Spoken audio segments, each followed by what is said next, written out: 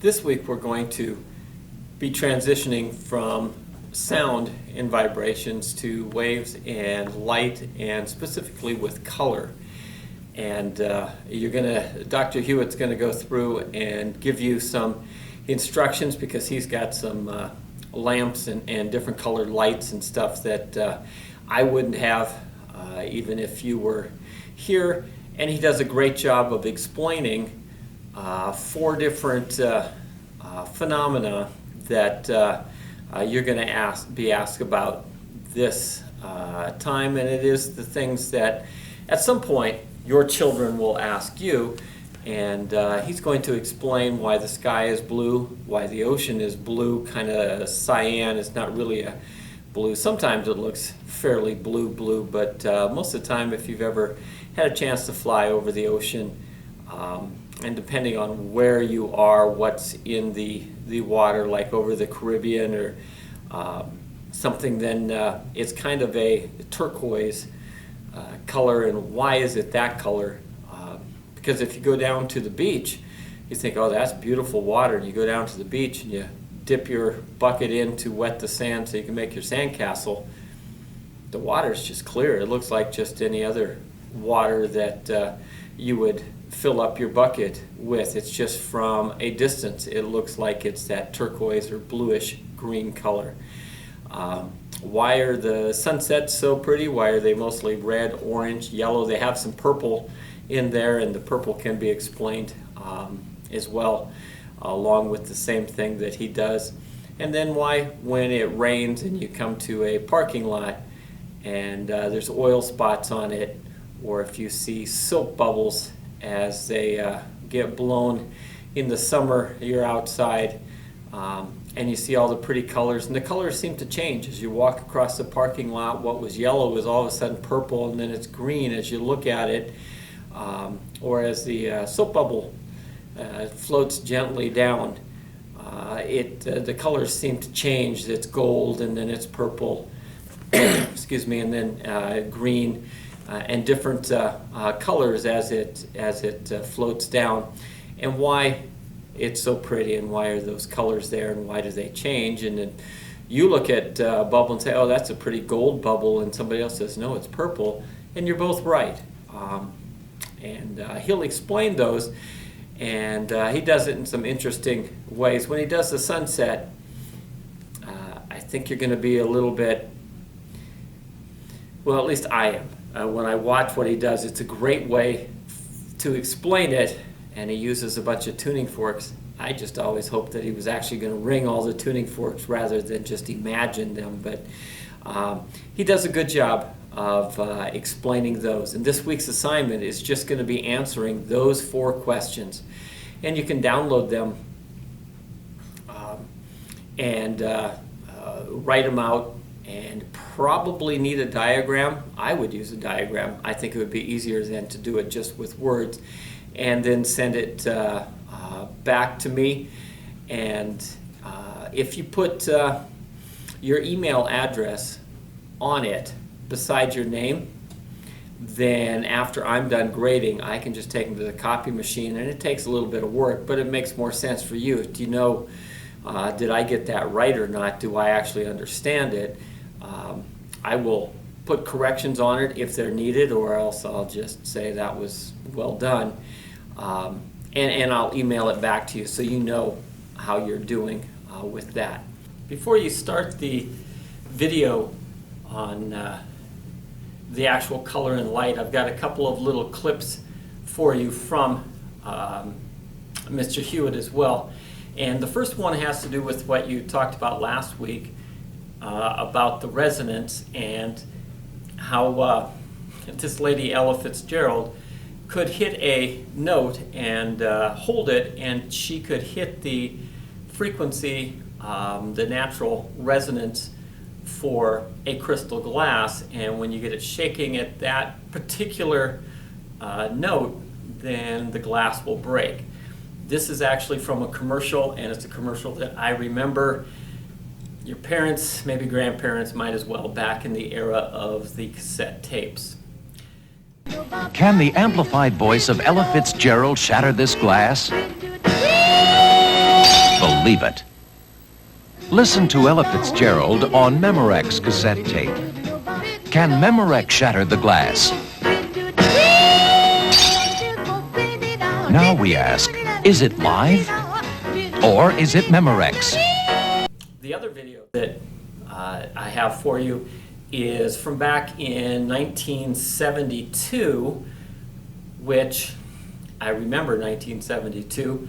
I was only 11, but I remember 1972. And it's a picture of Mr. Hewitt when he just started teaching at the University of San Francisco, and not quite as clean cut as what he is in these videos, but you can kind of see a little bit of his background.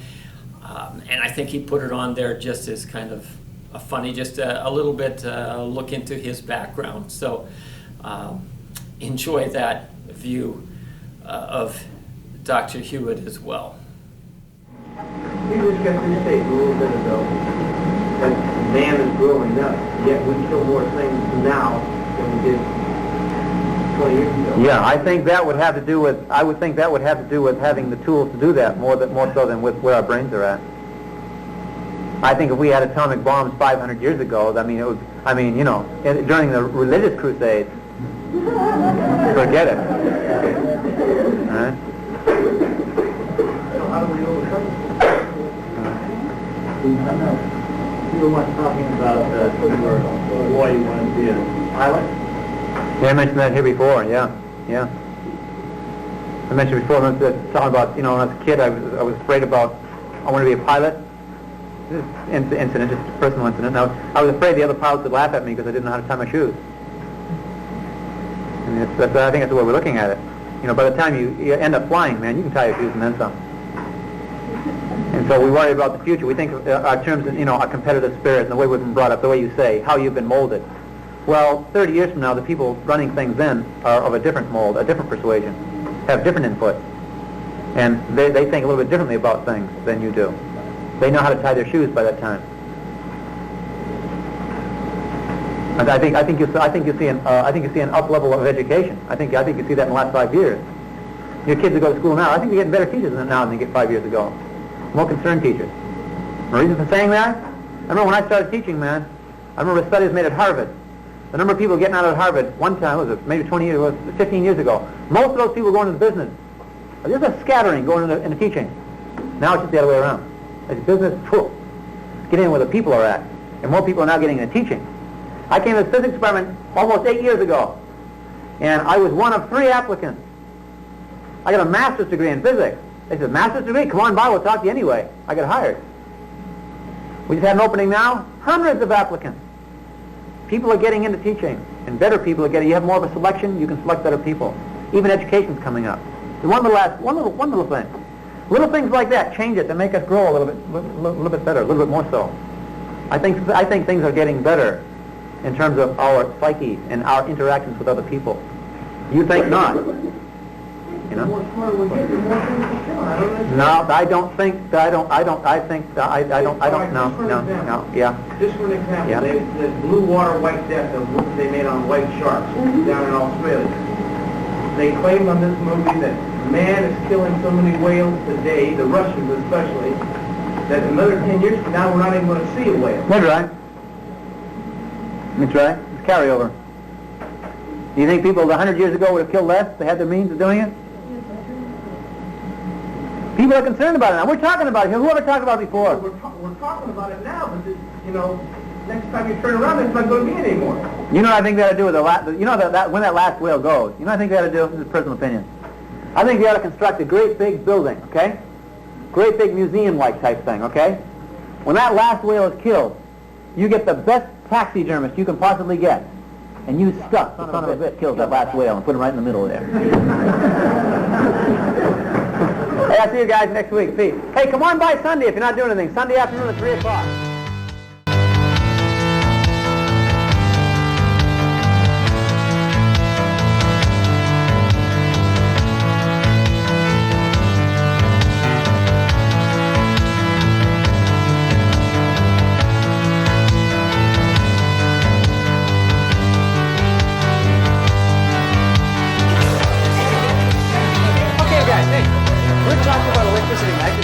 that time I took the rubber rod and I charged it up, okay? Well, pretend this is the rubber rod charged up. And now I shake it through space. When I shake it back and forth, is that not an electric current? Charge in motion? What surrounds an electric current? Begin with MF. Magnetic field. How many say, oh, that magnetic field is probably very, very steady? How many say, no, the magnetic field changing. What's a changing magnetic field induced? Begin with EF. Electric field. What's a changing electric field induced? Begin with MF. How many starting to catch on? What does the changing magnetic field induce? Begin with EF. What does the changing electric field induce? Begin with MF. How many getting the idea? Okay. It turns out these waves will regenerate one another. So if you have a shaking charge, honey, you get electromagnetic waves throughout space, where the electric field makes the magnetic, the electric magnetic, at the speed of light. That's what light is. That's what light is. Light is electromagnetic waves generated from a shaking charge. If I take this stick and I put it in the water and I shake it back and forth, won't I disturb the water? Won't water waves travel out? You can understand that. But what I'm saying is you take a charged object, well, just take a charge, shake it back and forth, and guess what you generate, gang? Begin with a W. Waves. And these waves are electric and magnetic fields, so guess what kind of wave? Electromagnetic wave, that's right. And that's what we're going to talk about now. Electromagnetic waves and the very, very small part of the electromagnetic waves. You get the whole spectrum of waves that start way down with the radio waves, really long, long waves. And the radio and the frequencies get a little higher, and pretty soon those waves, for example, your radio antennas downtown are shaking waves up and down like a few million times per second. That's your FM waves. A few thousand times per second, that's your AM waves. But if you shook the electrons in your radio antenna up and down like a million billion cycles per second, honey, the waves that are generated are going to activate what? Begin with EY, get an E on the end of it. Your eye, that's right. Remember we had the tuning forks that time? I hit one tuning fork and made the other one ring? Well, in your eye, you've got tuning forks there too, and guess what frequency they ring at, gang? A million billion cycles per second. Million billion hertz. And that's light. And light, when that light comes in your eye, it makes, that's sight. Would you like a profound statement for a party sometime? When you want to say something and everyone will say, wow, heavy, man, heavy. Would you like that? Would you like to hear one? Yeah. Here it is. You probably will want to put this in your notes. Here it is. Light is the only thing one can see.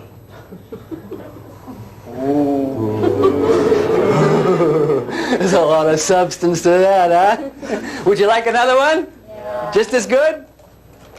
Sound is the only thing that one can hear. You'll have people following you after that, right? Say, hey, this dude is heavy, okay? You get the idea. Anyway, we got all these waves, gang, and a little narrow band of those waves. Starting off with the low frequencies that look to the eye to be a color. Guess what the color be for the lowest frequency? Begin with a R, end with a D, try it. Red. Excellent, red. And then I'll shake it a little bit more, and guess what the frequency is? Orange. Okay, some people. Shake it a little bit more, what color are you going to get? Yellow. A little more. Green. More. Blue. More. Violet. More. Violet. You can't be seeing. You can't be seeing it, okay? It's not light anymore. We call it beyond the light. We don't say beyond. Someone say, what is beyond the violet? We don't say beyond the violet. What do we say, gang? Ultraviolet, okay? And those waves you don't see. And then they even go further still, higher frequencies like X-rays. When X-rays were discovered, it wasn't known what they were, so guess what they called them? No, not Y, not Z, but what? And it turned out, lo and behold, X-rays are high-frequency electromagnetic radiation. And then beyond the X-rays, you get what's called gamma rays. But that whole mishmash of waves, okay? Less than 1% we can see, and we call that light. Here, gang, I have a prism, all right? This is a prism brought in by Roger, okay? This is a Roger prism, all right? And this prism will also take the light and bend it into a rainbow. Later, we're going to take some white light, shine it in here, and boom, you're going to see on the other side what? Begin with R, end with B. A rainbow, and that rainbow is another word for spectrum of colors, yeah? And this will give a spectrum of colors, too. It turns out it'll give a spectrum of colors because it turns out different colors of light will travel at different speeds through this material or any material. Did you guys know the speed of light is less in glass and water than it is in air? And how come the light slows down when it gets to the glass or when it gets to the water or anything? And here's another thing. This used to bother me years ago. If the light slows down when it gets in the glass, how does it speed up when it comes out the other side? It seems if you want to get light to slow down, get on a piece of glass plates, and at the end you just catch it in a bucket. Keep dribbling down, yeah? But how does the light speed up again? How does light get through glass? Let me give you a little scenario of something like how that works. Light is a throbbing spark of electromagnetic energy, huh? And that throbbing spark of electromagnetic energy has a certain frequency, at which it throbs, yeah? And when that whoom, hits into a piece of glass, that glass got any atoms in there? How many say, oh no, the glass probably don't have any atoms. Come on, the glass got atoms. And what's the atom have around its nucleus? Begin with E. Electrons. And guess what those electrons will do when that electromagnetic energy hits them like this? Hit, boom, they'll start moving the same way. They'll be set into vibration, okay? Now what's a vibrating electron do? Did we talk about that before? What's a vibrating electron do? What does it emit? An electromagnetic wave. So that light will be captured by the atom. And then, boom, the atom will vibrate and, boom, send out its own light wave. That catches the next atom. When that light wave hits that atom, what's that atom do? How many say, oh, it probably don't vibrate? Come on, that vibrates too. All right, so boom, it's absorbed. Now, what's the vibrating atom do? Boom, spit. Burp, bam, bam, bam. It cascades. When it gets to the end, here's your piece of glass like this, yeah? Here's your first atom just sitting there like that. Here comes the wave. Whoop, boom, okay. Hip, I spit. Next atom, boom, okay. Boom. Hit, boom. Here's the atom right on the edge over here. Whip, boom. This one, hit, boom. And then, boom, free space. How fast did it throw it out? Free space. You know what the speed of the light was in between atoms? 300,000 kilometers per second. The speed of light that you get in a vacuum. Because guess, we think of a vacuum as void, right? Take a piece of glass, take a piece of water. What's in between the atoms? How many say airspace? No. No airspace. What's in between there, gang? Begin with a V. End with oid. Try it. A void. And guess how fast that light wave goes, or that light particle, or that light goes in between atoms? The same as it goes outside. How come light slows down when it goes through? I wonder there could be maybe a time delay between being absorbed and spitting it out. If there is a time delay, wouldn't that, in effect, slow down the light getting through? Let's suppose I have like a little toy soldier that can walk like this. And the toy soldier walks at only one speed, only capable of one speed. Okay? Let's suppose that toy soldier walks over and touches another one. And the other one starts walking. Stops. See what I'm saying? The toy soldier that comes out the end here is not the toy soldier that went in. You see that? A little time delay. If there's a lot of interactions, does that mean a lot of time delays? That means a color of light that would interact a lot ought to move slower than a color of light that doesn't interact so much. Does that make sense? Okay. And guess what color of light interacts a lot with glass? Violet or red? Violet. You don't be knowing that yet. Let me tell you something. The resonant frequency of the electrons in there are like ultraviolet. And when ultraviolet light comes in, and when that sets that electron into moving, it is really moving. So much it bangs into everything else. And the energy degenerates into, begin with a H and with a T. Try it. Heat. And all that ultraviolet light going to do, honey, is heat up that glass. Because it's hitting that resonance. Resonance, the vibration is too much. So the resonant won't get through. But what's below that ultraviolet? Begin with a V. Violet. And that violet's close to the resonance. And the vibrations aren't enough that they degenerate into heat, but enough to interact here, all the way. By the time I think violet light going to take a long time to get through. Red is way, way, way down underneath. You can kind of look at it like this. Most of your atoms won't even do a darn thing when red comes by. So red just skates right out by and only interacts here and there. Guess which color should get through fastest? You see it's red? And we're going to learn later on that when the different speeds will bend different amounts, and that's why this and the rainbows you see above you display the colors that we see. It has to do with different colors bending. And we'll know why they bend differently, because they got different speeds in the medium, different average speeds. The sun beats down, emits light. Why does the sun emit light? Honey, those electrons in that sun are shaking like crazy. All kinds of frequencies, okay? And so what you get is all kinds of frequencies of light coming down to us. And if we made a graph of the frequencies of light versus the brightness, we'd get something like this.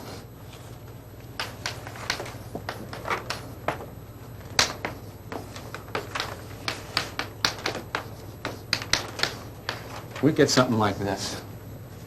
Over here you can't even see. That's the infrared. Over here you can't see. That's the ultraviolet. But it turns out that right in here, that's the frequency of light that is emitted mostly by the sun. And that's right in the middle of our color spectrum. Because we start down here with red, orange, yellow, green, blue, violet. And guess what's right in the middle, gang? Begin with a G, end with an een. Try it. Excellent. All right. Green. It's green. Green's right in the middle. Turns out a yellow-green. A yellow-green is what the sun emits mostly. It's like a chartreuse. When I was a teenager, honeys, I had a chartreuse convertible. You could see that thing 15 miles down the road. Okay? And you know why you could see it so well? Because most of the light from the sun is that color. And guess what we have evolved to see best of all?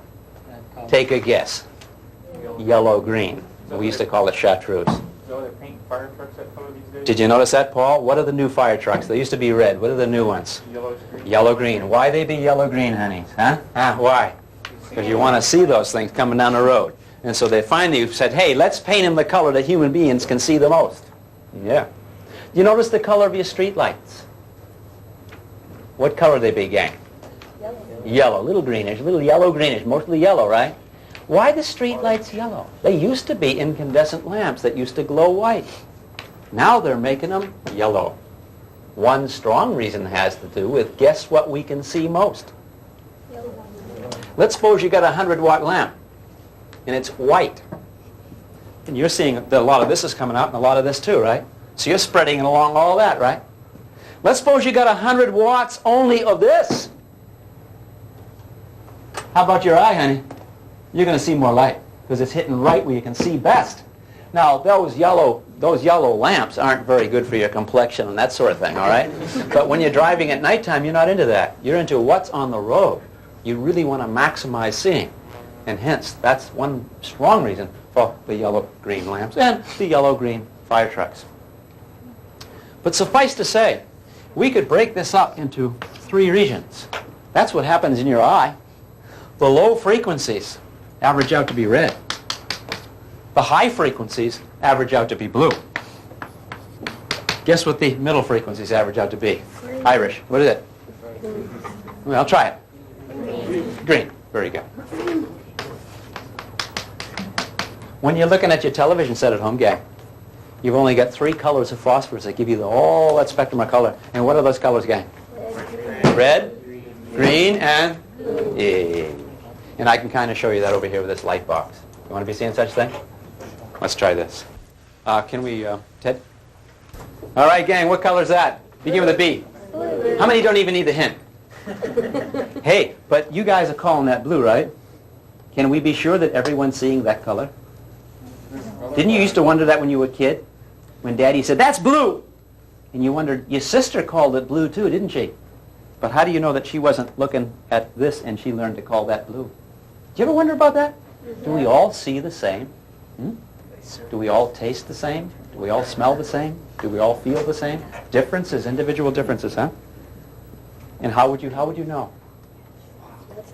And look what we got here, gang. Red, green, blue, all together give what? Begin with a W. White. White. And isn't that nice? Isn't that nice? Because now what you're doing is the low frequency part of the spectrum, right here, banging into your eye. The middle part of the spectrum, whip, boom, banging right into your eye. And the high part of the spectrum, and it all averages out to be the white. Isn't that neat? There's another thing, too, that's kind of neat. Notice that the blue and the green mix together to give bluish green. Isn't that wild? Huh? Isn't that wild? Huh? Huh? And notice that the red and the blue mix together to give a bluish red. Isn't that wild? No, that's not really wild. You would expect that. But how about this? The red and the green, where they overlap, they give yellow. Wow. HC. Why should they give yellow? Now, if you mix red and green paint, you get like brown. Okay? But that's colored by subtraction. Read the chapter on that. Here we have light on top of light, and red and green hitting your eye at the same time going to give you what? Yellow. Why? That's right. Yellow's right between the two, and these are going to average out to be that. Okay? Isn't that nice? Isn't that neat, gang? Anyway, yellow is... Oh, look at this. We talk about three colors, red, green, and blue, adding to give white.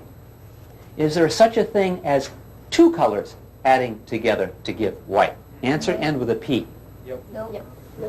Try it. No. Nope. No, not a P-E, just a P. Yep. Yep. Okay. It turns out two colors can give white. Can anyone tell me what color mixed with blue will give white? Yellow. Yellow. You see it? Yeah. How many can't reason this? Well, the yellow is the red and the green. Huh? Okay. Well, let me ask this. What color, red and what color will equal white? Cyan. This color here, greenish blue. We don't call it greenish blue. We call it what? Begin with a C. Cyan. That's right. And how about this? Magenta, we call it. Magenta and what give white? Green. Green. That's right. Here's an interesting thing. Can you do algebra? White, take away red, equals what? 3. White, take away red, Cyan. give cyan. Shall I do that again? Yeah. There's your white. Now I'm going to take the red away from it. Watch where my finger is. I take the red away. Whoops. And what's it turn into? Cyan. Oh. Did you ever wonder why the seawater is a cyan color? It's green and blue. How many people have never wondered that? Say, well, hell, man, it's a cyan. It's dig it, man. No. There's a reason why it happened to be a cyan. Can we have the lights, please, Ted? Because those colors go down the deepest. It turns out that seawater, any kind of water, absorbs like mad infrared. In fact, if you take an infrared light and shine it on water, it'll heat up very, very quickly. And it also absorbs a lot of red. So when the sunlight comes down, all the colors, yeah, hits the water, guess what color gets absorbed more than any other? Red. No. No, not green. Okay. Let's try. Let me give you a hint then. Begins with R, ends with D. That's what we said. Yeah, red. Good. Okay, some people say green. Okay. It turns out the red gets absorbed. When the red gets absorbed, is that the stuff that reflects to your eye? No, it's been absorbed. You can't absorb and reflect. You take your pick, huh? So if the red gets absorbed, what does the white light become? Green and blue. Shall I do it again? Shall we put the lights off and do it again? Yep. No, I'm not going to do it again. It turns out to be that cyan color. See? If red plus cyan equal white, your problem is, what's white take away red? And that's why the seawater is the color A. Huh? Ain't that nice? That's why seawater is that color. Different colors of water, different temperatures of water, different nutrients in the water, then different shades of that cyan too, right? Having a lot to do with different amounts of red being absorbed. So the color you see in things around you are not the colors that are being resonated off. They're the colors that's a leftover of colors being absorbed. See this green, this cyan shirt here? Guess what color is being absorbed by that? Begin with the R. Red, okay? Now, we're someone with a... See this red over here, this red shirt? Guess what color is being absorbed? Begin with a C. Cyan. All right, Can you do it without the hints? Well, no, okay? You get the idea, yeah? Isn't that kind of neat? Colors, fascinating.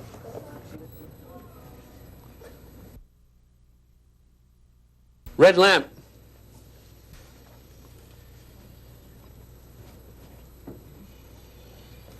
What color is the shadow? Black. Why is it black? Because there's no light there. Is that mysterious? How many say, wow, far out, man.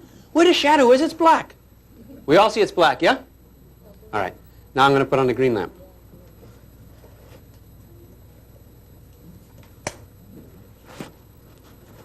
Green lamp.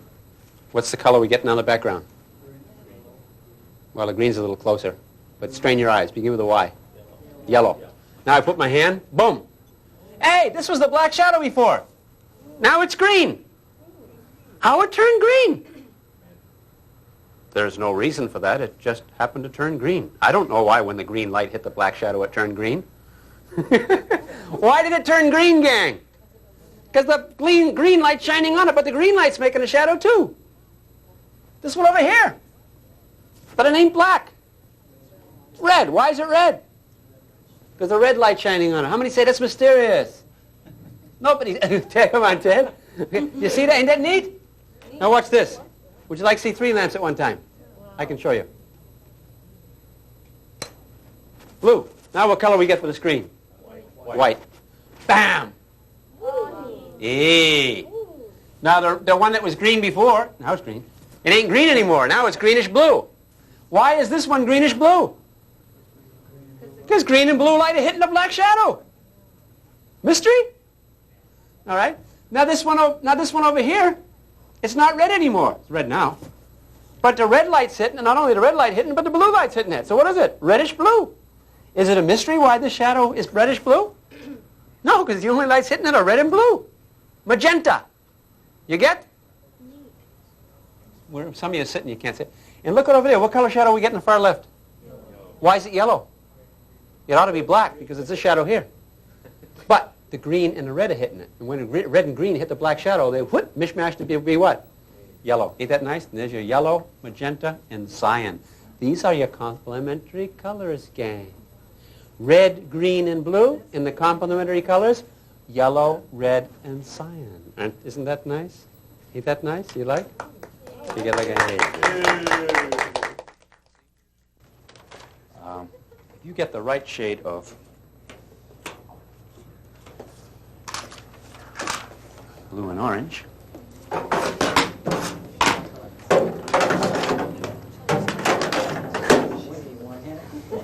try this.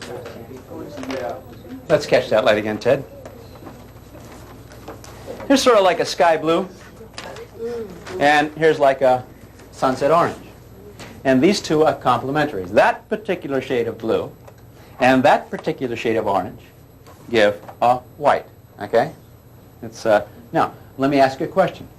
If I take that blue away from the white, what will the white turn? Orange. Orange. Isn't that neat? Look at that. Let's try it again. Okay. White, take away the blue, turns orange. Can you remember that? How about if it was the other way? What if I said, white, take away orange, turns blue? Remarkable? Well, the effects of that are kind of nice. Ted, lights, please.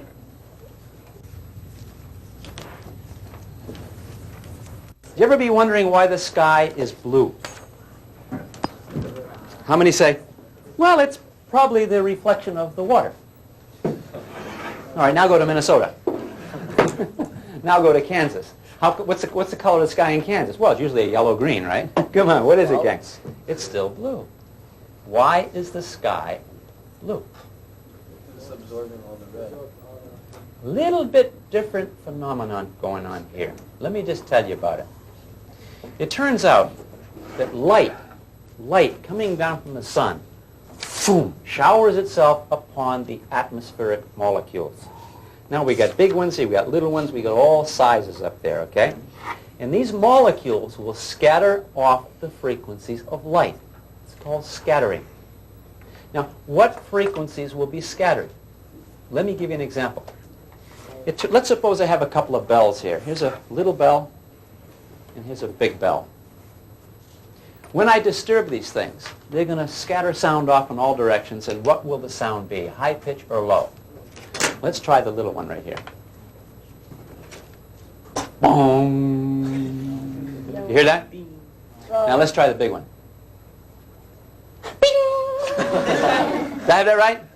No. How many say, no, I got that wrong? Wrong. Okay. No, that's completely wrong. It turns out the little bell will bing and the big bell bong. Isn't that true? Guess what behaves the same way up in the sky? The what? Molecule. Molecule. What do you suppose the little tiny ones will ring? High frequency or low frequency? High frequency. How about great big ones? Low frequency, okay? Now, what are the size of the molecules in the sky? Large or small? Begin with a S. Small. And then nitrogen and oxygen mostly. Isn't that true? O2, N2. And when that sunlight comes beating down on those things, it scatters off. Light scatters off. And it turns out the color of the sky is the color of all those little bells, or all those little optical tuning forks, or all those little vibrators. And they're vibrating at mostly what frequencies, gang? High frequency. How many know what high frequency looks like to the human eye? Blue. And higher frequency, even violet. Let me tell you something. The sky really scatters off more violet than it does blue. But you know what? We're not so good at seeing violet. We're a lot better at seeing blue. So guess what our eyes tell us the color of the sky is? Begin with a B. You could have done that without the hint. Okay? And it's blue because the tiny particles are scattering off the high frequency. So we see a blue sky. Okay? Interesting enough? Now, you look straight up at the sun, straight up above. You see the sun white, yellowish white. Okay? Okay, a little bit of filtering coming through, but not very much. How about at sunset, gang? At sunset, when you look at the sun, it ain't white anymore. How many say, well, it's sort of like an orange, but there's probably no reason for that. It's just characteristic of sunsets and sunups to be orange.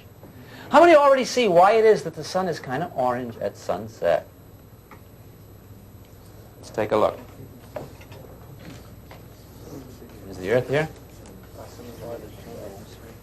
Here you are standing right here. Here's the sun at noon. Some of that light comes down, hits the air, scatters off to your eye, and you're seeing what mostly scattered is blue. So you look up and you see blue all around. But when you look directly at the sun, that white light, boom, overwhelms the little bit of scattering going on. You see a white sun, whitish. Okay? So at noontime, boom, you see the sun whitish, huh? How about at sunset? What happens at sunset? Can we do this? We can do this experimentally. I'll tell you what. Let's just do it right here. Here's the atmosphere of the world right here. It's the atmosphere of the world, huh? No. Let's do it this way. Here's the atmosphere of the world. And here's the sun. Now the sun. Red, orange, yellow, green, blue, violet. Okay? Bring! What do you guys hear? Well, let me just do it now. I'll do it again. Red, orange, yellow, green, blue, violet. Bring! What do you guys hear? White. Do you hear white? Huh? All the frequencies together give you white. Isn't that true? Right? So you hear what? What color of the sun? Begin with a W. End with ite. Try it. White. All right? Whitish anyway, all right? White sun. All right. Here's our atmosphere down here. The atmosphere. These tuning forks. Blue, blue, blue, blue, blue, violet, violet, blue, blue, red, blue, blue, pink, blue, blue, chartreuse, blue, blue. Get the idea? What's happened? I take and I ring all these. Ring. What do you guys hear? Blue. You all heard blue. That's right. Now there's a little bit of red in there, yeah? A little bit of green in it. Well, mostly what? Blue and violet, yeah? And you heard blue, yeah? Okay. Let's try the sunsets. Can I have a volunteer? Would you stand right here? Put your ear right down here. And I'm going to hit these tuning forks. No, right behind. I want it to go right there. I'm going to hit these tuning forks. This is the sun, 150,000 kilometers away, and the sunlight going to come down to the atmosphere, boom, and made her standing on the ground, and here's the sky between her and the sun, yeah? Here we go. We do by experiment. One of the beauties of science is you do by experiment, huh? You don't just do it all and you hit. Here we go. Bing! Oh, first of all, I should say this. You guys get the white again. Let me put a reflector here. So all this beam energy goes down here. And this beam energy is going to scatter off here. All right? Okay. Bing! What color do you guys hear? Blue. Do you hear blue? You all got it? Good. Madro, what color did you hear? Wait. Yeah, she heard white. Why'd she hear the white? Because she's standing right next to the... That's right, honey. Some filtering behind. She got that coming right at her. It's a good thing you didn't have your eyes there. Oh, God, no, don't. Just get your ear there. Just get your ear, okay? You heard a white, isn't that true? Okay, here we go. Okay, right like that. Now, we are at sunset, gang. Sunset. All right? Air is thicker. Huh? Bing! What color are you guys here? Yellow.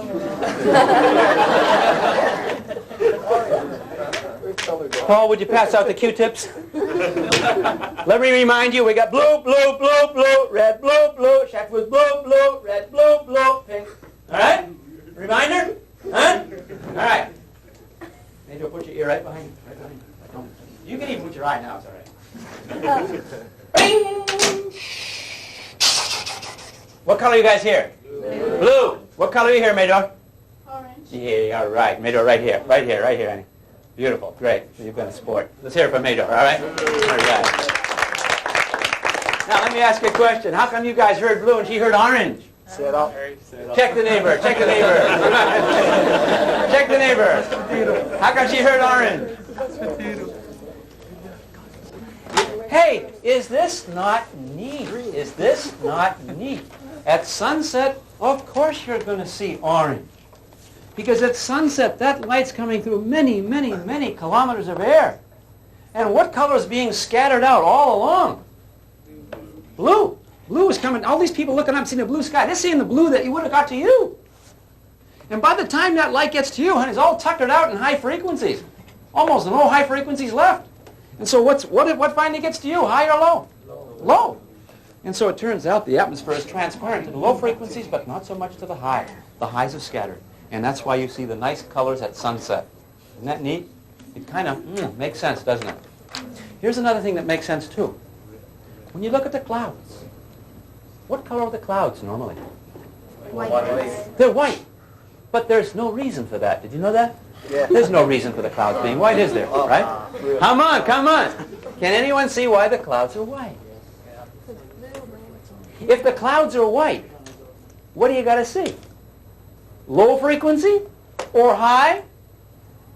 Oh. Oh! But what is going to... But if the clouds are all little teeny, teeny, teeny particles, they'll only scatter high. So why ain't the clouds blue? My premise was off. I says, if the clouds are all little tiny, tiny, tiny particles, if the clouds, gang, is all tiny, tiny, tiny particles, what are the clouds in fact? How many say, well, in a cloud there's a whole assortment of sizes. Some get so big they absorb and they turn dark, and honey, that's a thundercloud coming out. How many can see that? In the cloud you get all kinds of sizes, yeah? All kind of sizes, all kind of scattering, yeah? And all kinds of scattering going to look to you to be what? Hey. Feel good? Yeah. Right. Okay.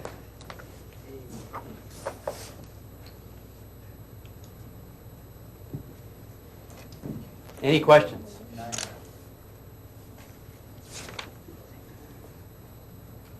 What about after when the sun sets, instead of red, just before it goes under the horizon, turns green? Ah, the green flash. How many people here have seen the famous green flash? 1, 2, 3, 4, 5, 6. How many people saying, what they be talking about green flash, man? The green flash, I have never seen the green flash, okay? The green flash happens when you're looking at the sun, special conditions. You see the sun set, and it's really a kind of a bright reddish, yeah? And all of a sudden, boom, a flash of green, and down she goes. How does that happen? I'm so anxious to see the green flash. But I think it goes something like this. This whole sky here acts like a prism. You know how a prism will put the colors out into the component? You have white light coming in like this, and this fan out, and you get the red and the green and the blue like that with all the colors in between. You knowing about that? Well, the whole sky acts like a prism. And light will come in like this. Boom, like that. And the green will get right to you. Oh, wait a minute. Let me do this again. The prism's higher in the sky. Light coming up from the sun comes in, refracts, and gives you green right in your eye. And the red part's up here. But up here, light's coming in and doing the same thing. The red's like that, and the green is missing you. And the blue, which would ordinarily cut in here and cut that green into bluish green, is just about not there. But down below here, light coming in here does the same type thing. Green like that. Green like that. But red, not bending so much, red comes in and smudges it up. And too bad, honey, right here, the green is overlapped by the red, so what does it look like to the eye? Red and green. Oh, you don't remember that? Yellow. Yellow, right, okay. Yellowish anyway, yeah? And so you're not going to be seeing any green. But you only see the green when the sun sets, when it gets way down. You see, like up in here, okay, green hidden. Take this whole thing and move it down. So this part's buried, and you only get the tip. And the green's hitting your eye, and you don't have that red up here coming and smudging because the ground's in the way. I don't have this drawn very well, but you kind of get the idea? When the tip of the prism comes down, you don't have that red from below messing up your green, so you see momentarily a little green flash. So it'd be like on your frequency diagram, you'd just be seeing the very top of the bulbs. You're just seeing right here, you're seeing this green. The blues never got you anyway. And the red, usually you're getting the red and the green together. That's what's happening. You're getting the red and the green together. And this thing goes right down at the tip. It cuts off so you don't get the red, and you only get the green, but only for a moment. It's like standing with a thin slit in a prism, getting all these colors. You get red, orange, yellow, green, okay? Now, if the slit is wide, you get all smudged, all white, huh? But, if it's very, very wide. But if a little thin slit will come in and just give you the green, and the red is gone underneath, and it can't mess up your green anymore. You get that little flash. Watch for it sometimes, gang. It's supposed to be quite interesting. It turns out when I was a kid in school, I remember in the second grade, I was doing some drawings. The art teacher came by, and I was drawing mountains. And I was drawing very distant mountains, and I was making the mountains brown. And I made them brown and sort of green, because mountains have brown dirt and green trees. And the art teacher says to me, "Oh, no, Paul, you don't do that. What you do is you make the mountains bluish." I said, "Bluish?" "Yeah, because they're far away. And far away, dark mountains are going to look bluish." I can't remember if I asked her HC. But I don't know if she would have known the answer. Do you guys know why it is that a dark, dark mountain far away looks bluish to the eye? How many people are familiar with that anyway? Distance. Things in the distance look bluish. How many say, "I've never looked any further than just around my local..." Come on. Okay? And there's another thing, too, you guys don't be knowing about. Distant mountains that are covered with snow that are very, very bright, far, far away, don't look white. They look kind of yellowish, like some of the blue didn't make it to your eye. I wonder how come distant bright things look yellowish and distant dark things look bluish. In fact, when you look up at the sky, it's all blue. Guess what the background is? The darkness of outer space. The astronauts get up. They're looking down through the same sky. They're looking straight down. Here's the globe right here. Do they see the blue? No. They don't see the blue. What do they see? The color of the earth. We look up, we see blue. They look down and say, "I don't see no blue." They wouldn't say, "I don't see no blue." That means they do see blue, yeah? They see that off at the edge, okay? But what's going on here, gang? Think about these ideas. We'll be talking about them again, okay? Okay, gang, you go to the zoo, huh? You go to the zoo and you see the peacock. And the peacock spreads its feathers. And as the peacock turns, you notice that the colors of those feathers kind of change a little bit. Or you see a child blowing bubbles, great big bubbles, and the bubbles floating off in the wind, yeah? And you look at the bubbles and you see, wow, what do you see? Beautiful rainbow colors in the bubbles. You see the spectrum. You see all the colors reflecting from the bubbles. Isn't that right? Or sometimes you take like an abalone shell and you hold up the abalone shell and you see the beautiful colors. We call these iridescent colors, yeah? And you're looking at the shell, and then you turn the shell a little bit, and hey, wow, the colors change a little bit. Or sometimes on a rainy day, you look at gasoline on a wet street, and you look at the gasoline splotches, and wow, man, they're beautiful colors. And they're rings of colors, too. Did you ever notice that? The rings go all the way around. Like if you got green, the green will continue and come all the way around. It's sort of like a contour map, a microscopic contour map of the different elevations of the gasoline on that wet surface. Whenever you have a double reflection like that, oftentimes I should say, when you have a double reflection from two surfaces, these double reflections give you beautiful colors. We call these interference colors. We talked a little bit about interference before, gang, remember? Let's briefly review that. Interference of waves. Consider a wave, like this maybe, yeah? Now consider another wave lopped right on top of it. Same frequency, same step. Physicists say same what? Phase, okay? Right in phase. Those two waves will add together to be what? A wave of greater amplitude. Greater amplitude, same frequency, okay? No big deal. But how about this? Consider a wave and another wave starting maybe here, you know, starting at a different point. That wave is out of phase. If it's half step out of phase, we say 180 degrees out of phase. These two waves are out of phase with one another, 180 degrees. They combine to produce what, gang? Ain't that nice? None. Right? They cancel out, okay? One wave cancels another. The same thing happens with light. I can show you what I mean with this laser. I'm going to shine a little laser spot on the wall. I'll put the lights out. You guys see that some places there it's there's little dark splotches. In some places it's very bright. Let's talk about that and see what's going on. What happened here now, gang, is the light's coming through a piece of glass, and the glass is irregular, and it's kind of fanning out, making a spot on the wall. But there's bound to be some places where that light comes right in phase here with maybe another from another point over here, where they come right in phase and be extra bright. And right down below, it might be light coming in like this, and light coming in from another little part of that little lens really there, like that. And where those two gang up, guess what they do, gang? Begin with CO. Cancel out. And over here they add up. So over here you'd have a region that's dark, okay? And that little dark region is the result of light interfering, okay? Destructively. Over here it's light interfering constructively. So you get those bands or those little splotches because of that light interference. You get the same type thing with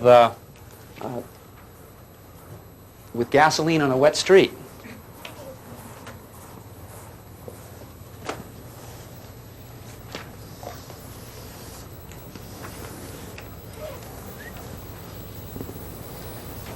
Here's some light reflecting off some water, okay? Light reflects off the water, and your eye is up here, and your eye sees the light. Let's suppose this is blue light, pure blue light, shining down, okay? Shining down on some water, and bounces off and gets into your eye. Let me ask you a question. What color would the eye see? It's an easy one. Begin with blue. Begin with B. Okay? You can see blue. You can see blue, right? But let's suppose it's not shining on water. Let's suppose it's shining on gasoline.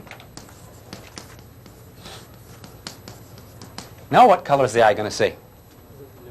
Begin with B. Blue. It's still going to be blue because it's reflected, and we know that light doesn't change its frequency when it reflects. If you got a blue shirt on, you stand in front of a mirror, what color is the image? How about a red shirt? Could you do green? You get the idea, okay? Light doesn't change frequency when it reflects. But what if this gasoline is floating on a surface of water? And it will do that. Now you've got two surfaces. Some of that light is reflecting off like this, but some of that light goes down through and reflects off the water surface.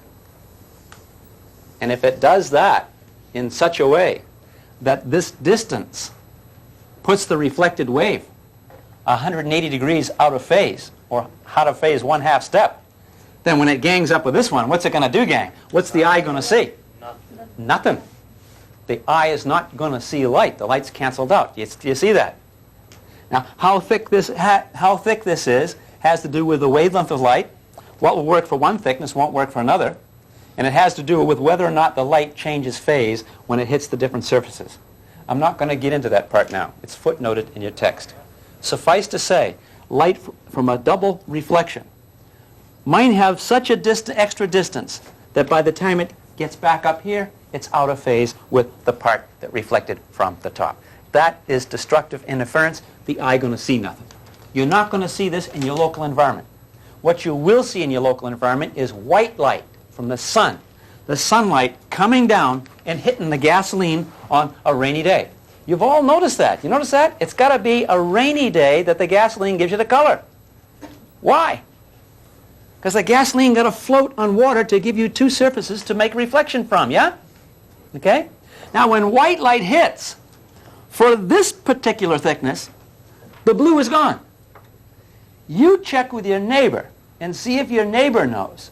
If the blue is gone from the white reflecting, what color is the eye going to see? Go.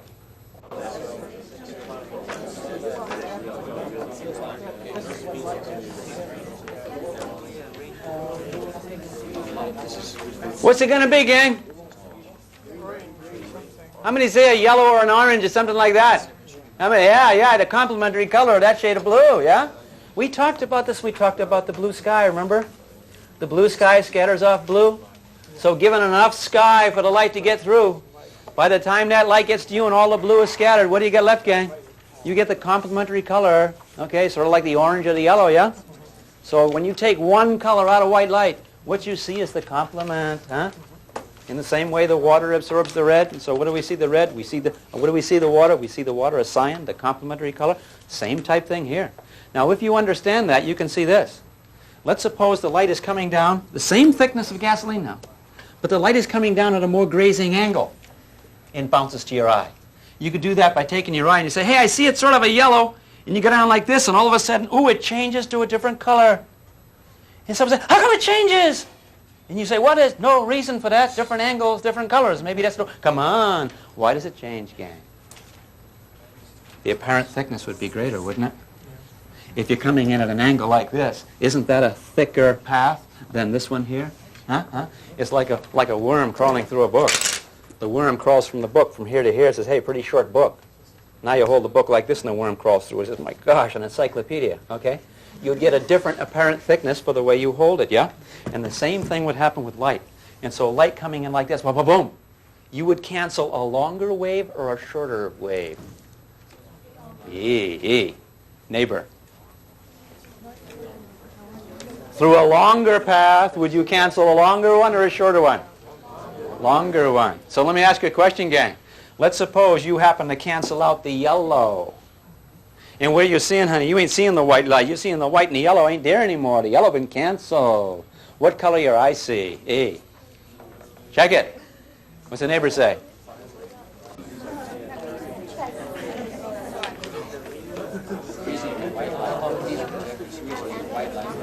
If you cancel the yellow, the eye you're going to see what? Blue. Can you see it's blue? Get it?